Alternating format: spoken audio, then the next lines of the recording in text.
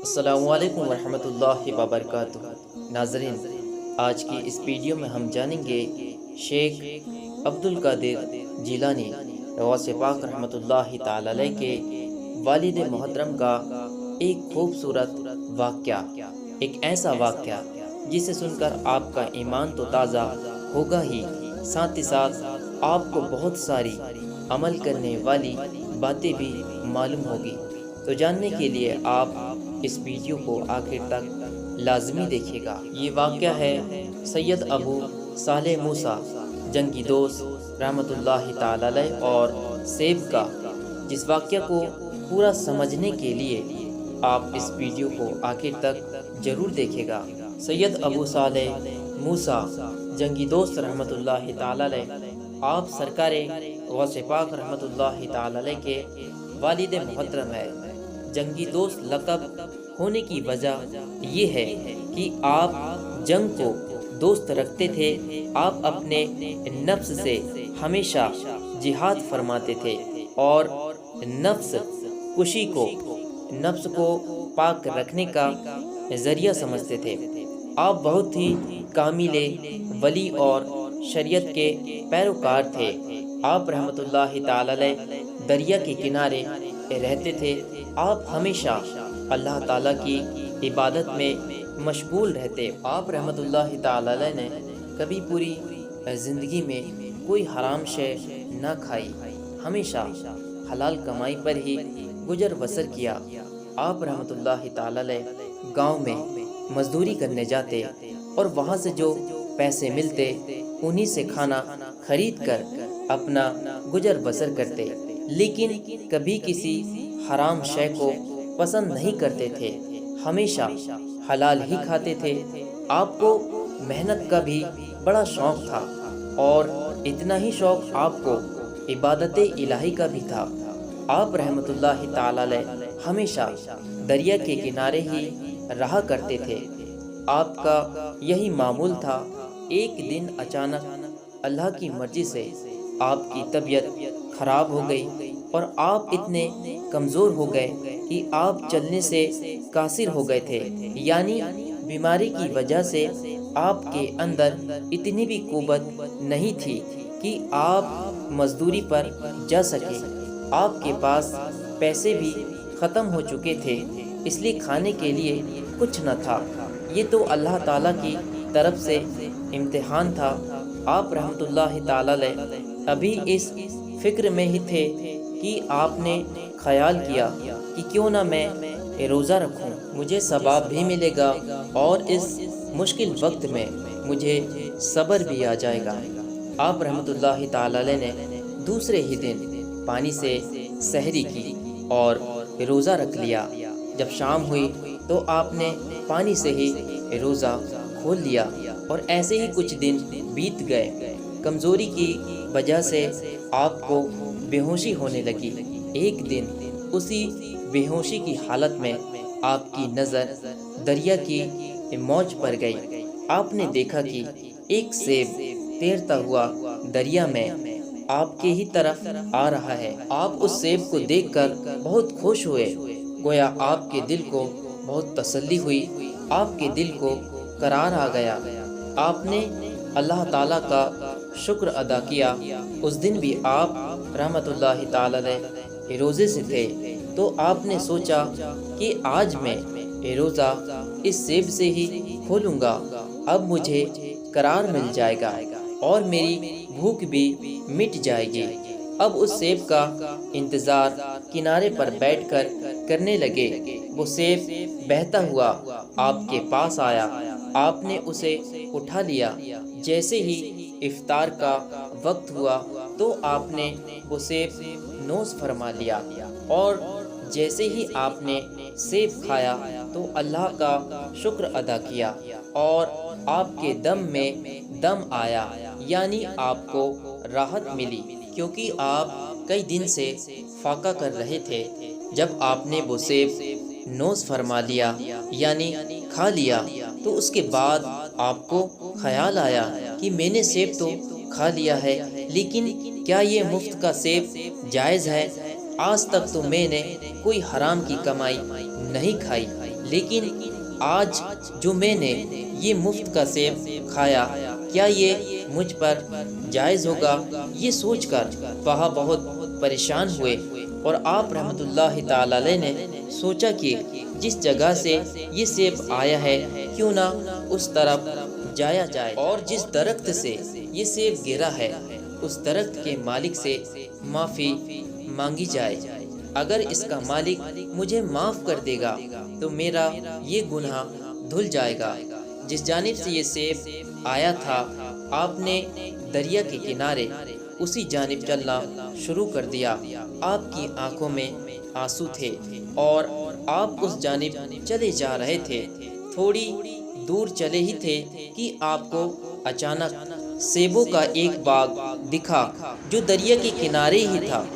ایک درخت کی ڈالی اس دریا کے اوپر ہی تھی۔ اس درخت پر بہت سارے سیب لگے ہوئے تھے۔ آپ نے خیال فرمایا کہ ہو نہ ہو یہ سیب اسی درخت کا ہے جو گر کر دریا میں بہہ کر مجھ تک پہنچا ہے۔ آپ نے جیسے ہی اس باغ کو دیکھا تو اس کی جانب گئے، اور آپ جیسے ہی باغ میں داخل ہوئے تو آپ نے دیکھا کہ ایک بزرگ عبادت میں مشغول ہے۔ آپ وہیں پر کھڑے ہو کر انتظار کرنے لگے۔ جیسے ہی وہ بزرگ عبادت سے فارغ ہوئے تو آپ رحمت اللہ تعالی علیہ بہت ہی ادب سے کھڑے ہو گئے تو ان بزرگ سے فرمایا کہ حضور، مجھ سے ایک بہت بڑا گناہ ہو گیا ہے، میں آپ کا قصوروار ہوں، مجھے معاف کر دیجیے۔ ان بزرگ نے کہا، تم سے کیا گناہ ہو گیا ہے اور تم مجھ سے معافی کیوں مانگ رہے ہو؟ تو آپ رحمت اللہ تعالی علیہ نے فرمایا کہ حضرت، آپ کے باغ کا ایک سیب دریا میں بہتا ہوا مجھ تک پہنچ گیا اور میں نے وہ سیب کھا لیا۔ میں آپ کے پاس اپنے اس گناہ کی معافی مانگنے آیا ہوں۔ اگر آپ مجھے معاف کر دیں گے تو میرے دل سے یہ پریشانی دور ہو جائے گی۔ آپ مجھے معاف کر دیں۔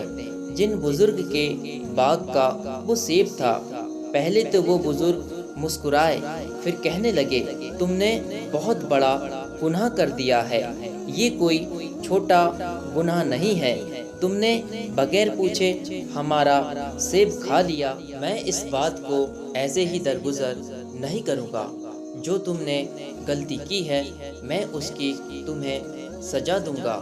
تو حضرت ابو صالح رحمۃ اللہ تعالی علیہ فرمانے لگے، آپ جو سزا دیں گے مجھے قبول ہے، میں نے گناہ کیا ہے تو میں سزا کا بھی حقدار ہوں، آپ جو بھی سزا دیں گے میں ہنسی خوشی قبول کر لوں گا، بس آپ میرا یہ گناہ معاف کر دیجئے۔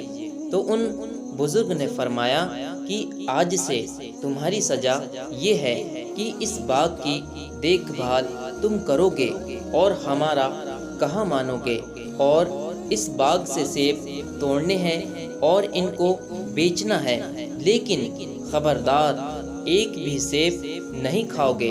حضرت ابو صالح رحمۃ اللہ تعالی علیہ نے فرمایا، جو آپ بول رہے ہیں میں وہ سب کروں گا، مجھے یہ سزا منظور ہے۔ اس کے بعد آپ رحمۃ اللہ تعالی علیہ نے اپنا معمول بنا لیا کہ صبح شام باغ کی دیکھ بھال کرتے، سیب بیچتے اور عبادت الہی میں مشغول رہتے۔ وہ بزرگ آپ پر نظر رکھے ہوئے تھے، انہیں آپ کی ہر ایک ادا بہت اچھی لگتی تھی، کیونکہ آپ اصولوں کے مطابق ہی کام کر رہے تھے۔ حضرت ابو صالح رحمۃ اللہ تعالی علیہ کو خدمت کرتے کرتے کئی برس بیت گئے۔ ایک دن حضرت ابو صالح رحمۃ اللہ تعالی علیہ ان بزرگ کے پاس گئے اور کہنے لگے، حضور، میری سزا کب پوری ہوگی اور میں کب اپنے گھر واپس جا پاؤں گا؟ ان بزرگ نے فرمایا کہ ابھی کچھ اور وقت باقی ہے، اس کے بعد تمہاری سزا پوری ہو جائے گی۔ حضرت ابو صالح رحمۃ اللہ تعالی علیہ نے فرمایا، ٹھیک ہے، آپ جیسا کہتے ہیں میں ویسا ہی کروں گا۔ اس کے بعد آپ رحمۃ اللہ تعالی علیہ اس باغ کی دیکھ بھال کرنے لگے۔ کچھ سالوں بعد پھر ایک دن ان بزرگ کی بارگاہ میں حاضر ہوئے اور کہنے لگے کہ میری سزا ابھی تک پوری ہوئی کہ نہیں؟ تو ان بزرگ نے فرمایا کہ تمہاری سزا پوری ہو چکی ہے، لیکن ابھی میں تمہیں ایسے نہیں چھوڑوں گا۔ اور کہا ابھی بھی میری ایک شرط ہے۔ آپ رحمت اللہ تعالی نے کہا کہ شرط کیسی؟ شرط آپ کی کون سی شرط ہے؟ تو ان بزرگ نے فرمایا کہ میری ایک اولاد ہے، ایک لڑکی ہے، وہ منہ سے گونگی ہے، کانوں سے بہری ہے، آنکھوں سے اندھی ہے اور پیروں سے اپاہج ہے۔ وہ نوجوان ہو چکی ہے اور میرے دل کا چین بھی ہے اور میں اس کی شادی کرنا چاہتا ہوں۔ پھر ان بزرگ نے فرمایا تمہیں میری بیٹی کے ساتھ نکاح کرنا ہوگا، تمہاری غلطی پھر معاف ہوگی۔ حضرت ابو صالح رحمۃ اللہ تعالی نے فرمایا کہ ٹھیک ہے، آپ جو چاہو کرو، لیکن میری غلطی معاف کر دو۔ پھر ان بزرگ نے اپنی بیٹی کا نکاح حضرت ابو صالح رحمۃ اللہ تعالی سے کر دیا اور آپ رحمۃ اللہ تعالی کو وہیں پر رہنے کے لیے ایک کمرہ بھی دے دیا تاکہ آپ اپنی شریک حیات کے ساتھ وہیں پر رہ سکے۔ جب آپ دونوں کا نکاح ہو گیا تو آپ رحمت اللہ تعالی جب اپنے کمرے میں داخل ہوئے جہاں پر دلہن تھی، آپ رحمت اللہ تعالی نے جیسے ہی اپنی دلہن پر نظر ڈالی تو وہ بالکل صحیح سلامت تھی، اس کے اندر کوئی عیب نہیں تھا۔ تو وہ گھبرا گئے، سوچنے لگے کہ میری دلہن تو اندھی ہے اور پیر سے بھی اپاہج ہے اور بے زبان بھی ہے، لیکن یہ تو بہت خوبصورت ہے اور صحیح سلامت ہے، شاید یہ کوئی اور لڑکی ہے جو یہاں پر آ گئی ہے۔